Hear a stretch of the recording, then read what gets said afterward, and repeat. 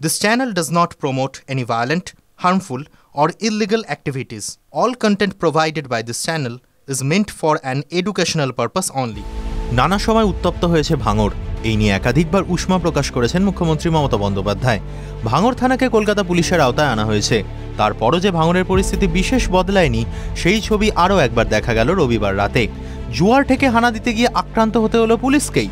ঘটনায় নাম জড়িয়েছে শাসক দলের। তৃণমূলের 2 কর্মীকে আটক করা হয়েছে বলে জানা গিয়েছে।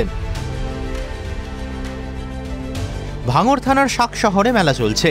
সেই মেলায় জুয়ার আসর বসেছে বলে খবর পায় ভাঙড় থানার পুলিশ।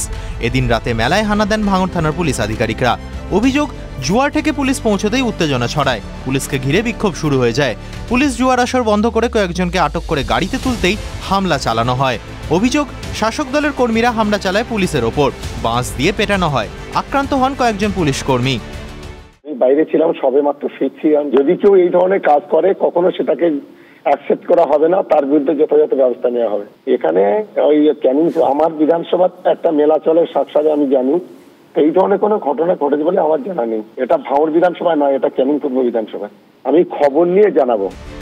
ভাঙড় এক পঞ্চায়েতের সহসভাপতি এম সাফি আহমেদ ওরফে শুভর অনুগামীদের বিরুদ্ধে পুলিশ কর্মীদের মারধরের অভিযোগ উঠেছে। পুলিশ কর্মী এবং সিভিক ভলেন্টিয়ারদের মারধর করা হয়েছে বলে অভিযোগ। ঘটনায় চাঞ্চল্য ছড়ায় এলাকায়। আহত পুলিশ কর্মী এবং সিভিক ভলেন্টিয়ারদের চিকিৎসার জন্য নলমুনি প্রাথমিক স্বাস্থ্যকেন্দ্রে নিয়ে আসা হয়েছে। ঘটনায় 2 জন তৃণমূল কর্মীকে আটক করেছে ভাঙড় থানার পুলিশ। TV9 Bangla digital.